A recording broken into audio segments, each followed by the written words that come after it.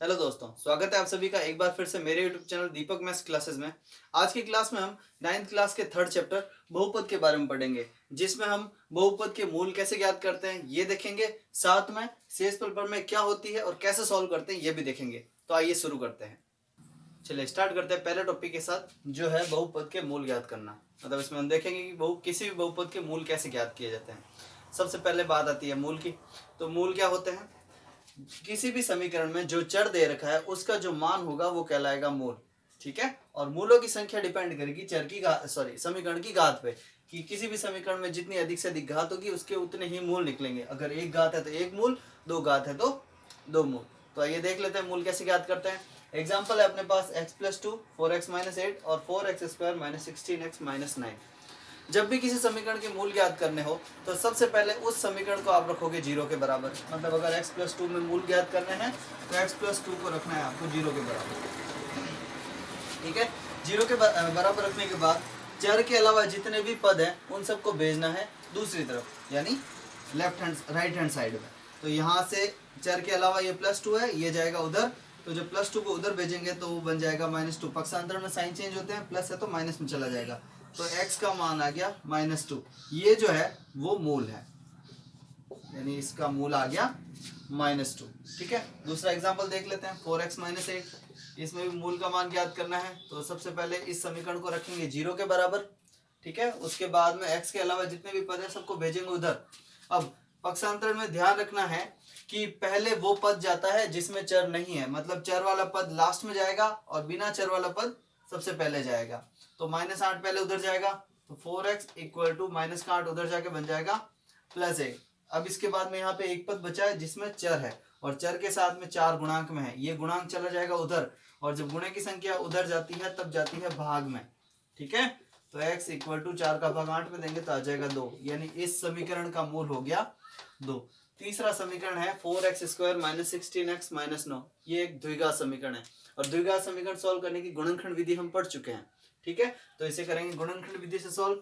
4x² -6x-9। सबसे पहले इसको रखेंगे 0 के बराबर। ठीक है। अब करना क्या है कि x² का जो गुणांक है उसका गुणा करना है अचर पद से। 4 का गुणा करेंगे 9 से तो आएगा 36। अब 36 के ऐसे गुणनखंड करने हैं जिनको यहाँ पे माइनस है तो घटाने पर 16 आना चाहिए। तो पहले तो ये देख लेते हैं कि 36 के गुणनखंड क्या क्या होते हैं। तो 36 का पहला गुणनखंड होता है 1 × 36। 36 में से 1 घटाने पर 16 नहीं मिलता, मतलब ये गुणनखंड अपने काम का नहीं है। दूसरा गुणनखंड होता है 2 × 18। 18 में से 2 घटाने पर 16 मिलता है, मतलब ये गुणनखंड हम काम में ले सकते हैं या यहाँ पर रख सकते हैं। तो 18 में से 2 घटाया 16 मिला, तो इस 16 को यहाँ से हटाना है और इस 16 की जगह लिखना है 18 - 2, क्योंकि हम घटा रहे हैं। तो 4x² माइनस का माइनस 16 की जगह लिखा हमने 18 - 2। बाहर x दोनों के साथ रहेगा और -9 = 0। ठीक है। अब इसके बाद में खोलना है ये कोष्टक, और जब भी कोई कोष्टक खुलता है तो कोष्टक के बाहर जो भी साइन है और जो भी पद है उनका गुणा कोष्टक के अंदर वाले सभी पदों से होता है। माइनस को 18 से गुणा किया -18, और -18 को x से गुणा किया तो -18x। फिर माइनस को -2 से गुणा किया +2, +2 को x से गुणा किया तो +2x, और -9 का 9 बराबर 0। अब यहाँ पे हमारे पास 4 पद, इन 4 पदों के 2-2 के जोड़े बनाना है आपको। ये पहला जोड़ा, ये दूसरा जोड़ा। इन दोनों जोड़ों में से जो भी कॉमन आता है या जो भी एचसीएफ आता है वो बाहर लेना है। ठीक है। 4x² और 18x, इसका एचसीएफ आ गया 2x। अब जो भी एचसीएफ लेते हैं उसका भाग जिन पदों का एचसीएफ लिया उन दोनों में देना है, बाकी जो बचता है वो कोष्टक में लिखना है। 2x का भाग 4x² में देंगे तो 2x बच जाएगा, ये माइनस है तो माइनस। 2x का भाग 18x में देंगे तो 9 बच जाएगा, ये प्लस है तो प्लस। इसके बाद में इन दोनों का एचसीएफ, बट इन दोनों में कुछ भी कॉमन नहीं है तो इनका एचसीएफ आ जाएगा 1। 1 का भाग 2x में देंगे तो 2x है जो 1 का भाग -9 में देंगे तो -9 है जो = 0। अब यहाँ पे फिर से 2 पद मिले हमें, 2x कोष्टक के अंदर 2x - 9 और प्लस का 1 कोष्टक के अंदर 2x - 9।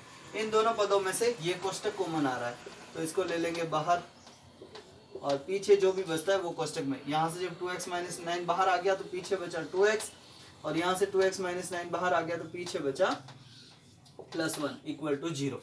अब यहाँ पे 2 गुणनखंड बच रहे हैं अपने पास। दो गुणनखंड है और यहाँ पे इसकी घात 2 है, मतलब इसमें 2 मूल प्राप्त होंगे। 2 मूल ज्ञात करने के लिए पहले इसको 0 के बराबर रखेंगे, फिर इसको 0 के बराबर रखेंगे। मतलब दोनों को अलग अलग 0 के बराबर रखना है। तो 2x - 9 को जब 0 के बराबर किया तब x का मान निकालने के लिए पहले -9 को इधर भेजना पड़ेगा, तो 2x इक्वल टू आ जाएगा प्लस का 9। अब x की वैल्यू निकालने के लिए 2 को भाग में भेजना पड़ेगा, तो x बराबर आ जाएगा 9/2। मतलब इस द्विघात समीकरण का पहला मूल है 9/2। अब दूसरा मूल ज्ञात करने के लिए दूसरा गुणनखंड था अपने पास, उसको भी रखना है 0 के बराबर। 2x + 1 बराबर आ जाएगा 0। यहाँ से पहले 1 जाएगा उधर, 1 प्लस का है तो उधर जाके बन जाएगा माइनस का। उसके बाद में x की वैल्यू निकालनी है तो ये आ जाएगी -1। ये 2 गुणा में है तो चला जाएगा भाग में, तो इसका दूसरा मूल हो गया -1/2। ठीक है, तो इस द्विघात समीकरण के दो मूल है 9/2 और -1/2। ये है तरीका किसी भी समीकरण का मूल ज्ञात करने का। अब देख लेते हैं शेषफल प्रमेय। एग्जाम्पल है जिसमें f(x) का मान दे रखा है 2x³ + 3x² - 4x - 9 और gx का मान दे रखा है x + 1। और हमें ये चेक करना है कि gx जो है वो f(x) का गुणनखंड है या नहीं, मतलब ये वाला बहुपद इस बहुपद का गुणनखंड है या नहीं है। जब भी हमें चेक करना हो कि एक बहुपद दूसरे बहुपद का गुणनखंड है या नहीं है, तब हमें हेल्प लेनी है शेषफल प्रमेय की। शेषफल प्रमेय के अकॉर्डिंग करना क्या है कि जिस बहुपद को देखना है कि वो दूसरे का गुणनखंड है या नहीं है, उस बहुपद का सबसे पहले मूल ज्ञात करना है आपको। ठीक है, मूल ज्ञात करने के बाद जो भी मूल आता है वो मूल रखना है आपको दूसरे वाले बहुपद में।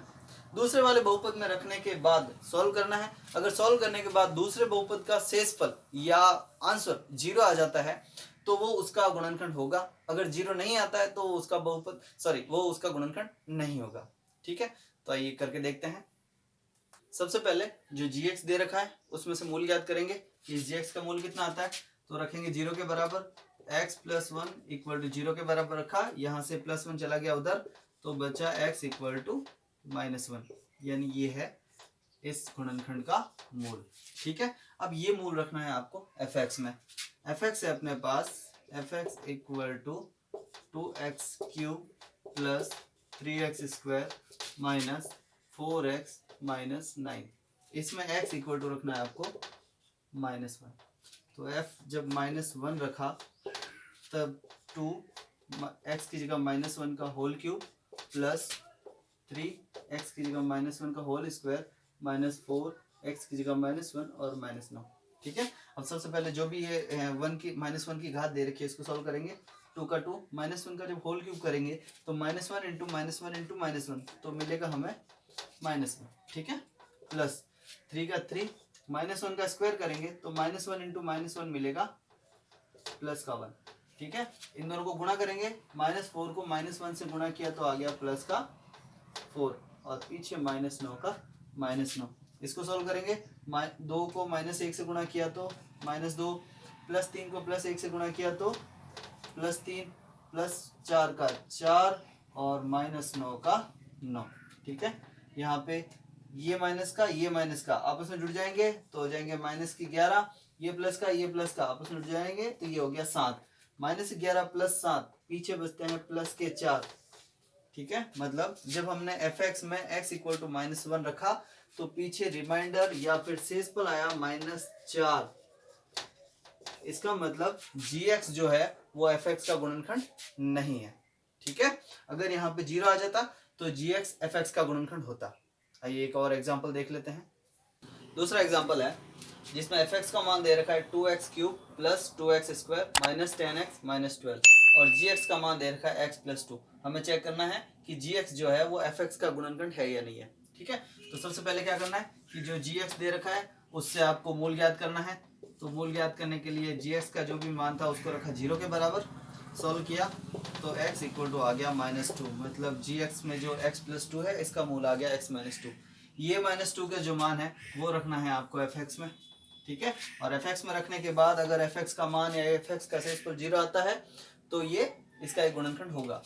तो f(x) की जगह रखेंगे -2 इक्वल टू हो जाएगा 2 -2 की घात 3, x की जगह -2 प्लस 2 का 2, x की जगह रखा -2 का होल स्क्वायर -10 और x की जगह रखा -2 और -12 का 12। ठीक है, ये 2 का 2 -2 का होल क्यूब हो गया -8, -2 × -2 × -2 -8 प्लस 2 का 2 -2 का स्क्वायर किया तो आया प्लस का 4, -10 और -2 को गुणा किया तो आ गया प्लस का 20 और -12 का -12। 2 को -8 से गुणा किया तो -16, 2 को 4 से गुणा किया तो 8, और 20 का 20 और -12 का 12। अब यहाँ पे 4 पद है अपने पास, ठीक है। पहला -16 +8 +20 और +12। इसमें से जो एक समान वाले पद है वो अलग से जुड़ेंगे, और जो बाकी अलग से एक समान है वो अलग से जुड़ेंगे। मतलब ये -16 और ये -12, इन दोनों क्या कि एक जैसा साइन है, ठीक है। जब भी एक जैसा साइन होता है हम संख्याएं जोड़ते हैं। तो -16 और -12 को जोड़ा तो आया अपने पास -28, ठीक है। ये प्लस का 8 है, प्लस का 20 है, जब इन दोनों को जोड़ा तो आया प्लस का 28। -28 और +28 को जोड़ा तो बचा अपने पास 0। मतलब जब x बराबर -2 रखा हमने इस समीकरण में, तो इसका जो शेषफल आया वो आया 0। और जब 0 शेषफल आ गया, इसका मतलब x + 2 जो है वो इस fx का एक गुणनखंड है, ठीक है। तो ये है अपनी शेषफल प्रमेय। आज हमने किसी बहुपद के मूल कैसे ज्ञात करते हैं और शेषफल प्रमेय के बारे में पढ़ा। अगर ये वीडियो पसंद आया है तो लाइक कीजिए, अपने दोस्तों के साथ शेयर कीजिए और चैनल को सब्सक्राइब कीजिए, और आगे आने वाली वीडियो की नोटिफिकेशन के लिए बेल आइकन पर क्लिक कीजिए। Thank you.